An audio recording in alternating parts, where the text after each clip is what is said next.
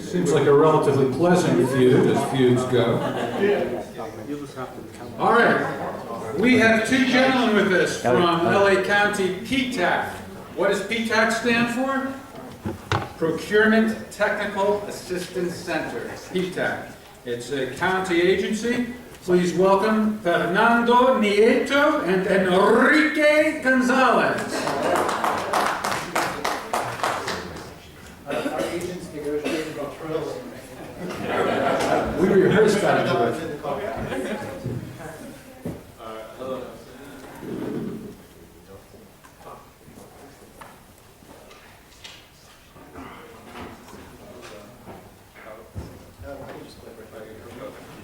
Okay, hello everybody. So my name is Fernando, there's Enrique, and we're from the LA County Department of Consumer Affairs. Although we have kind of like a weird dual function, so we're also the LA County's PTAC, which is the Procurement Technical Assistance Center for all of LA County. Essentially, PTAC is it's a federal program that is meant to help small businesses and businesses just contract with the government and help them with kind of registering in the various systems that you have to do, registering to even speak to a government agency and do some kind of business with them. So what we try and assist people with is information on getting on the system, because it could be like a little bit tricky at times. And also as a Department of Consumer and Business Affairs, we're in the Small Business Services Unit. And our function there is essentially to help businesses do business with the County of Los Angeles. So recently there's been more of an emphasis on doing business with small businesses for the county. So there's going to be a motion that's going to go in front of the Board of Supervisors soon to increase the utilization percentage of small businesses. I believe the county buys around $6 billion or so of services and commodities from businesses right now. As of now, I think the percentage of that goes to small businesses is like 5% or less. So I believe in this motion that's coming up, they're trying to increase the utilization of small businesses to about 25%. So similar to federal agencies that have utilization goals. So we're working on that right now. All right, so let's go ahead and jump right into it. We're going to be talking today about a little bit more about like kind of strategies and marketing, ways to market the business, and how to kind of like make contacts and kind of just evaluate your business to determine your readiness to contract with the government. So one of the first things you might want to do is SWOT analysis and look at the strengths, weaknesses, and opportunities and the threats of your business and your industry. So basically, SWOT is it's an assessment technique used to identify these things in your business, and it can help you implement a strategy and try to determine what areas your business should focus on and where it should improve, and maybe where it should improve, maybe the areas you should avoid, or collaborate with other businesses. That's been one of the main ideas that's been spread throughout this today. Just a point of order. Do you want questions as you're going through your presentation, or when you're done? What's going to work better for you? We could do it in between. That'd be fine. All right. So a major thing today has been incubation. And if you're weak in a certain place, then it would definitely be a great opportunity to collaborate with another business that is strong where you're weak, and increase your opportunities to be able to win a contract. So as far as evaluating your strengths, the kinds of things you want to ask yourself is just like, what type of business advantages does your business have compared to your competitors? What do you do better than anyone else? And you want to look at those things and try to focus on those things. As far as weaknesses, you want to look at where you want to improve, and I suppose what you want to avoid, and what businesses you can collaborate with that can help strengthen these weaknesses.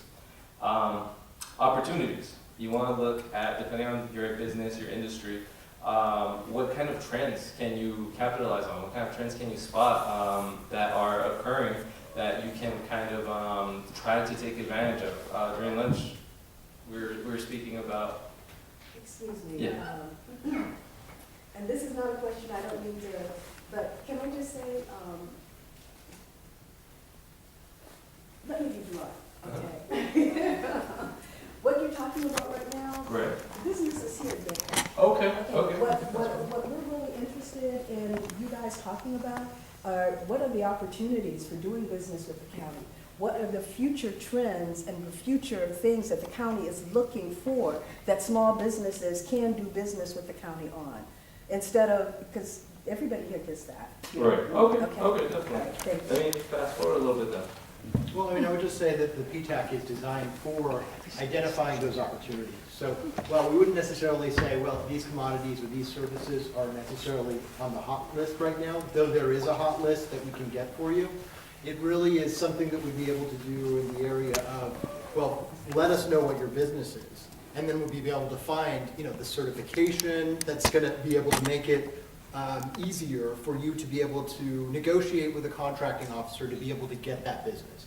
I would be reluctant to, start, moving around in the presentation just yet, because I would just want to make sure that, like, we still cover all of our bases.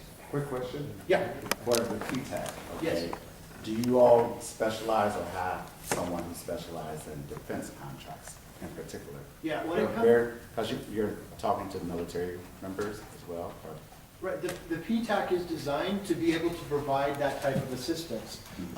We may not know the answer to your specific question right here on the floor, but when it comes to the specific contract, we would be able to talk with you about it and then identify what are the particular weakness areas that can be identified and then worked out so that we can make it so that your contract has the best chance of getting on the schedule or getting awarded. So when do we approach you? Like, for instance, it would be way too late to approach you when the. We have literature RFP is outside out. where you'd be welcome to give us a call and set up either an appointment, but otherwise you could just walk into our office. Like, we would walk in as a group, Right, as the incubation, if we were to pursue a military construction contract per Right. se, okay, Yeah. at March Air Reserve Base in Riverside, yeah. we would want to approach the PTAC very early in the process, way before the Right. RFP hits the street. And this is why we were talking about that subject matter of the SWAT, because it really is important, because a lot of the businesses have inflated expectations about the ability to get a government contract on the spot. Because once it is that all that research takes place in order to align what the contracting officer wants and what the business can offer, once you've established all that research, because you have to identify, well, am I able to supply the quantity of goods that they're asking for? We have Is a it member- costly? Am I able to compete at that, echelon or level? Yeah, Right? where can you You've got to- execute the contract? Right, and that's why that SWOT information was very important and relevant, because as you look towards getting to that, whatever the trend is, or whatever is on that hot list, it's still very important to do that foundational evaluation. Like several of us, we come from the defense acquisition system background. And Okay. so we have business members who have the military qualifications, like Right. in MILCON. Yeah. Okay, so we want to take it to the next level. They participated as a subcontractor, so they have the military qualifications Uh-huh. from a contractual perspective. Right. Now we want to take them to the next level as far as being a prime on a military contract. Uh-huh. So those are the type of insights that we're hoping to receive from PTAC. Yeah, it's a different ballgame when you're competing as a subcontractor versus a prime, right? And so there's gonna be a whole range of requirements that you'll have to do the research about on your own end and on what it is that they're requesting. And to be honest, I mean, in our experience so far, we've mostly dealt with small businesses and subcontracts. So as far as taking that step to becoming a prime, to be quite frank, we haven't had the most experience in assisting in that transition. Okay. Well, but if there is a joint venture, a joint venture of like-minded, a joint venture with an increased bonding capacity could, for a, like say, $1 to $5 million contract, could prime a $1 to $5 million contract. So then wouldn't you be able to, to change your paradigm to say, okay, this joint venture LLC, we're looking at you as the prime to compete for this contract award in that range, then wouldn't you be able to treat them as a prime? It depends on the specific, if they do a joint venture and they do decide to subcontract from that joint venture, that would be something that, like, because there would be additional, business opportunities based on that joint venture. No, what I'm saying, as a joint venture, you form a LLC. Right. The LLC then competes, and their capability statements and everything is as one, with their roles, responsibilities, finances clearly defined. Right. And then they would, of course, compete as a single entity, just like some of the larger primes that you guys deal with. So what would be the difference? I don't quite understand. The difference of what? Well, you were saying you primarily deal with small. No, we primarily dealt with just like small businesses just trying to even beginning to do work with the government, identifying what opportunities might be available to them. As far as working with primes, to be quite honest, me personally, I have not worked with any of primes thus far. They're not necessarily small businesses, so that's what we're mostly. No, I mean, I know that, but if you have a joint venture, you have a single entity that can compete as a prime to a certain dollar value. And if they compete as a prime with all those parameters stay the same, did you say as a prime? They have to be in FARs. If you're a sub... They're subject to FARs, yeah. Yeah, that's what I'm saying. They have to be within FARs, Federal Acquisition Regulations. As a sub, you just have to follow the lead of the prime. Right. Therefore, you're at the mercy of the prime. I understand. I remember hearing some of your other questions. You were very concerned about the well-being of small businesses that were subcontracting with primes because they oftentimes get the short end of the stick in these relationships. And ran off the job and their business is ruined. That is something we would like to identify as how it would be that a subcontractor would be able to avoid that, if at all possible. That's the reason why the SWOT that we had presented in the last slide would be relevant to the small businesses, because they need to evaluate their risk. And I mean, one of the goals of our program right now is trying to do a matchmake. So essentially matchmake small businesses to the larger prime contractors. So because once a prime contractor, they often find like a small business that they end up just constantly doing business with them. So that's how the small businesses end up getting run out of the running for that. So our goal is to build our relationship with those primes, to put on events there where we can invite the small businesses that we have their contact information, and put on these events. We have a PTAC event coming up in January 13th in Hacienda Heights, where we are currently in the process of getting primes, inviting all the small businesses that we have, and so they could meet with them and try to create some sort of relationship that will be hopefully beneficial in the future. Yes, sir. Yeah, I'd like to comment on the questions that have just been raised.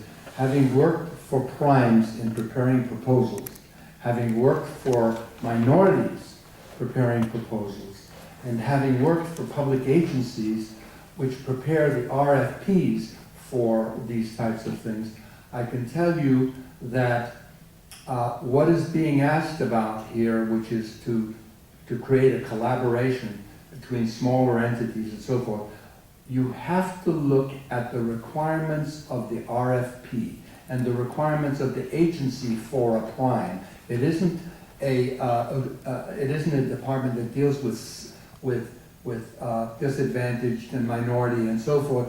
that does that. It's partly a legal thing. For example, the prime has to have an umbrella insurance that covers everybody.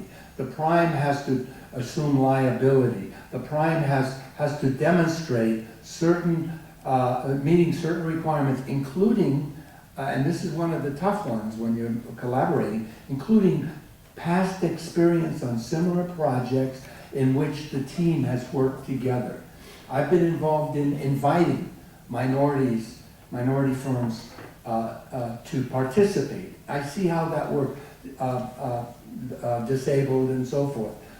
The prime, in this case, if I'm putting together the proposal, I get on the phone, I've got a list of people, and I'm calling them and I'm asking them, are you ready to meet these requirements? Now, in the case of the airport, for example, what we did is we were at the meeting, this meeting of the airport, and a lot of minorities were there. We got their cards, we said, send us your information, and we created the teams out of that.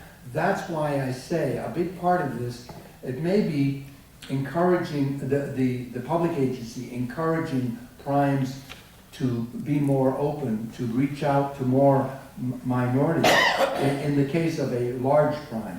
In the case of a small prime, you really have to demonstrate that collectively, not individually, but collectively, you have that capability to act as a prime. And that requires bonding. There are some major issues that you have to get over, which some small companies can't do. But you may be able to create a collaboration that does that. But that's a new entity. I was involved with the MTA in creating a public-private joint venture, which was a private, nonprofit corporation, to develop a big project, $400 million project. We went into a joint venture with a private developer, a large one, but it was the MTA and a private developer creating a unique collaboration, which was then authenticated by creating a business, articles of incorporation and bylaws and all of those types of things that were established first. And then that entity established itself as the design builder, if you will, of this large project. There's no reason, as far as I can see, a smaller group can't do that. In fact, a lot of minority firms who started minority firms ended up growing over time, not only because of the experience, because they ended up getting larger and larger shares of participation. Eventually, they just go after it as a prime. That happens. I understand your point, your question.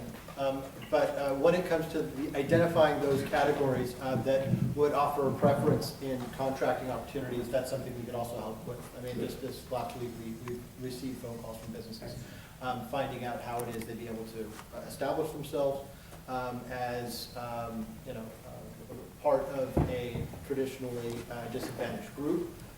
But then otherwise, it's part of what we do. So in evaluating that, certainly, it's what we would be happy to look into as part of our services. But just going on to the slide at hand, really trying to identify as you market, doing the research, and focusing on the nuance of preferences that a particular agency or department has. When it comes to evaluating their proposals or requests for proposals, doing that research, trying to find out who the contracting officers are, how it is that the requests for proposals are prepared, and the format, because very oftentimes different departments, different agencies have different preferences as far as what it is that the proposal is asking for.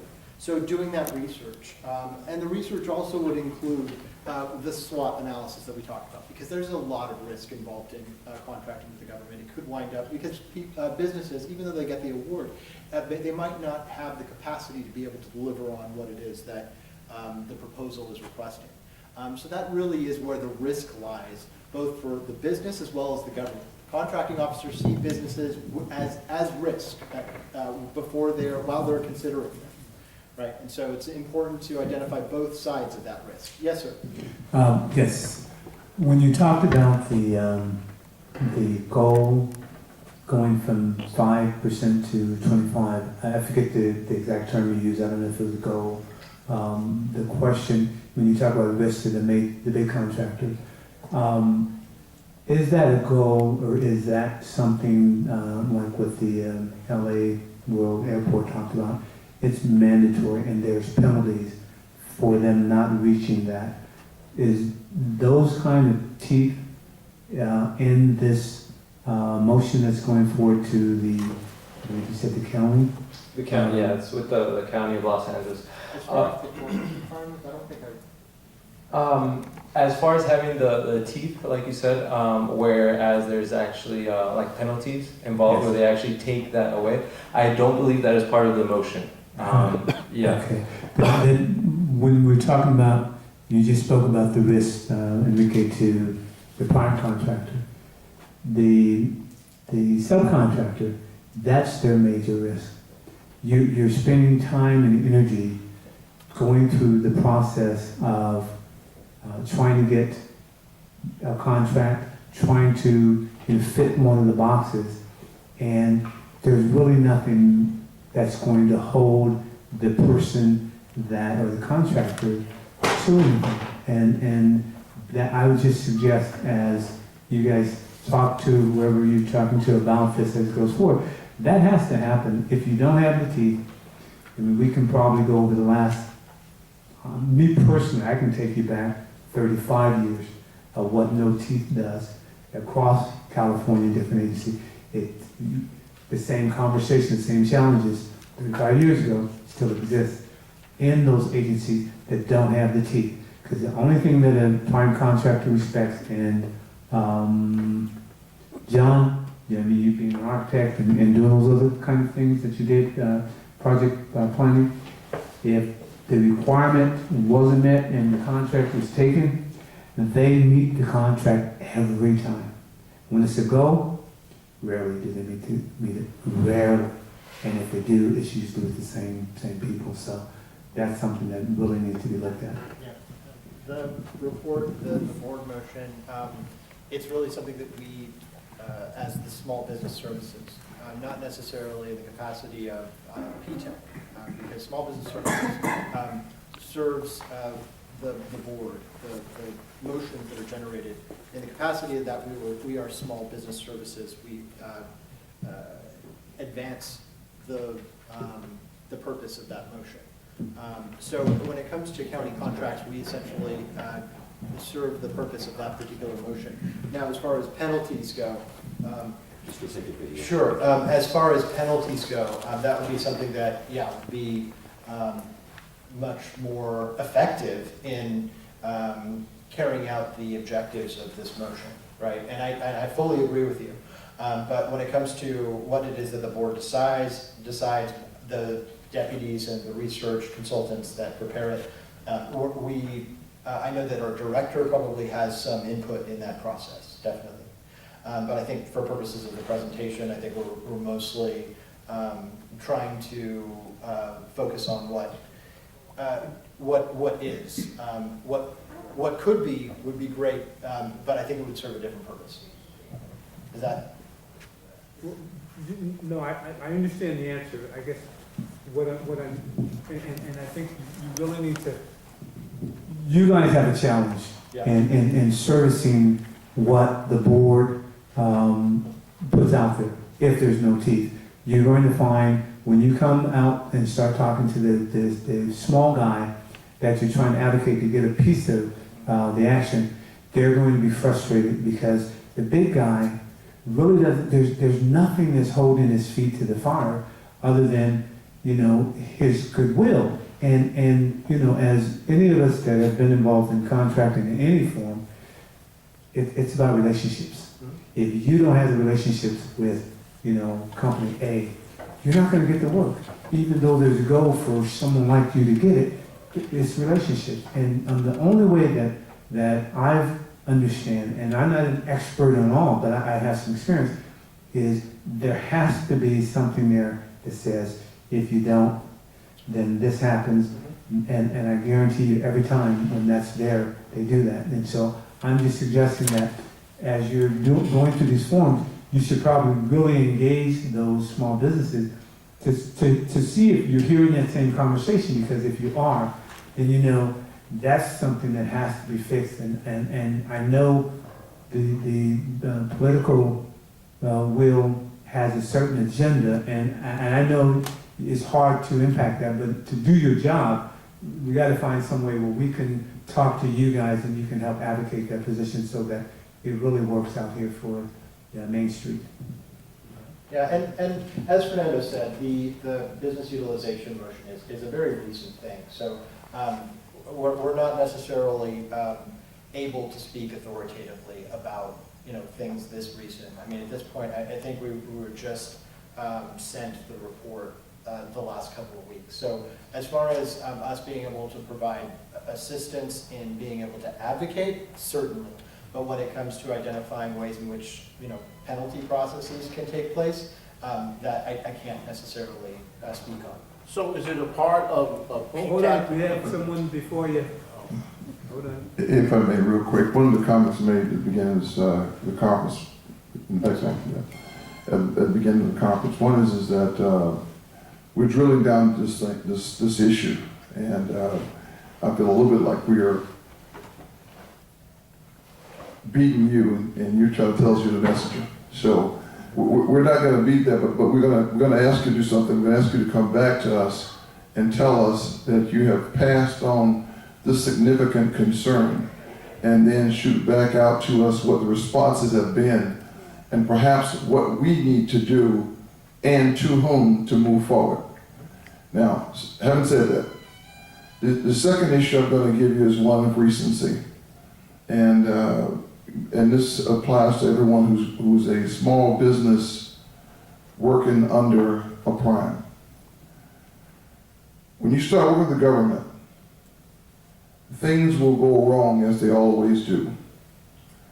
And more often than not, it's the small business person who's now in contact with the problem. Whatever you do, do not, I'll say again, do not take direction directly from the government. Because otherwise you will violate your contract with the prime. And you will then be held guaranteed with the bill that caused it, with the bill, the dollars that caused the change. I'm right now working with somebody working at a different level because he lost literally $1.5 million because the prime, a foreign agency, simply got paid and walked away. So I'm giving this to you as a caution, and the caution to you is you now got to put teeth into contracts, and you got to pass it up, and you owe us that, and you owe us that back to go forward. Okay. Thank you. Just so everybody understands, even though we can hear each other, the purpose of using the microphone is so the video camera picks it up. So, real briefly, so you discussed the risk to the prime, but let's be honest, the real risk is to the small business. And if PTAC exists just to introduce small businesses an entry point, then if there's no monitoring, if there's no follow-up, if there's no advocacy, then what's the point? That's where the research is something that's very important, to be able to identify, am I going to lose money on this? Am I going to go out of business on this subcontracting opportunity, right? And yet still identify the opportunity for what it is. It's simply an opportunity, but it could be an opportunity to lose money or gain money, right? And so that's why the emphasis on research. What am I contracting? And it's the same as true for the consumer wing, the Department of Consumer and Business Affairs. The same is said to the consumer. Buyer beware, right? So it's really incumbent upon the small business to be able to review that contract that they're working with the prime on, because, yeah, and if they don't perform, the consequences are available. Not talking about performance, I don't think the Brigadier General is talking about performance. We're talking about that relationship that is specific to a prime and a sub, and you brought up risk to the prime, but the real risk is not to the prime. And it's sort of, I won't say disingenuous, No, but the risk is to the subcontractor. I'm sorry if I'm well, misspoken. yeah, okay. Because the real risk is to the sub. So when you say research, it can, for all appearance, the purpose, you could say, well, yeah, I can do this. I'm a subject matter expert. We have